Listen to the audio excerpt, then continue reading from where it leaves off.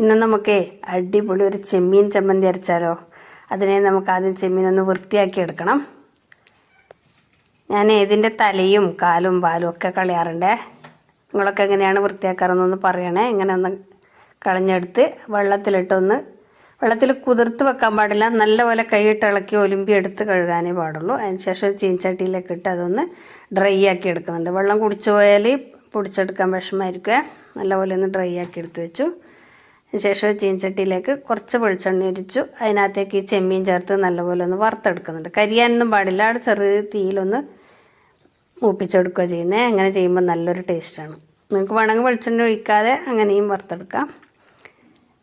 പിന്നെ വറ്റൽമുളക് കുറച്ച് വെളിച്ചെണ്ണ ഇട്ടിച്ചൊന്ന് മൂപ്പിച്ചെടുക്കുന്നു. അതിലേക്ക് കുറച്ച് ചെറിയുള്ളി ചേർത്ത് കൊടുത്തു. ചെറിയുള്ളി ഒരുപാടങ്ങ് മൂപ്പിക്കുന്നൊന്നുമില്ല, ജസ്റ്റ് ഒന്ന് വാട്ടിയെടുക്കുന്നതിലും. അതിനുശേഷം കറിവേപ്പിലയും പുളിയും ചേർത്ത് കൊടുത്തു. കറിവേപ്പിലയൊക്കെ നല്ലോണം ഇട്ടോ, നല്ല ടേസ്റ്റാണ്. അതിലേക്ക് തേങ്ങയും കൂടെ ചേർത്ത് കൊടുക്കുന്നു. തേങ്ങയൊന്നും ഒരുപാട് വറുത്തെടുക്കുന്നൊന്നുമില്ല, ഒന്ന് ചൂടാക്കി ഡ്രൈ ആക്കി എടുക്കുന്നതിലും. പിന്നെ കളറിന് വേണ്ടി കുറച്ച് മുളക് പൊടിയും കൂടെ ചേർത്ത് കൊടുക്കുക.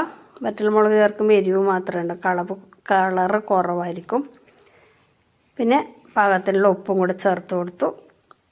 ഇനി ഇത് തണുക്കുമ്പോൾ ഒന്ന് അരച്ചെടുക്കണം.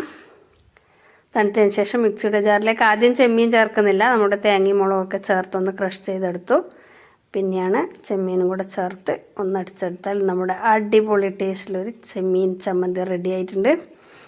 നിങ്ങളിങ്ങനെ ചെയ്യാറുണ്ടോ? ചെമ്മീൻ ചമ്മന്തി ഇഷ്ടമാണോ എന്നൊക്കെ പറയണേ.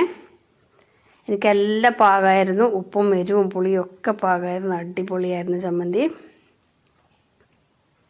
ഇഷ്ടപ്പെട്ടോ എന്ന് പറയണേ. ഇഷ്ടപ്പെട്ടെങ്കിൽ ലൈക്ക് ചെയ്യാനും കമൻറ്റ് ചെയ്യാനും നിങ്ങളുടെ ഫ്രണ്ട്സിലേക്കൊന്ന് ഷെയർ ചെയ്ത് സപ്പോർട്ട് കൂടെ ചെയ്യണേ. ഫോളോ ചെയ്യാത്തവർ ഒന്ന് ഫോളോ കൂടി ചെയ്തേക്കണേ. Thank you.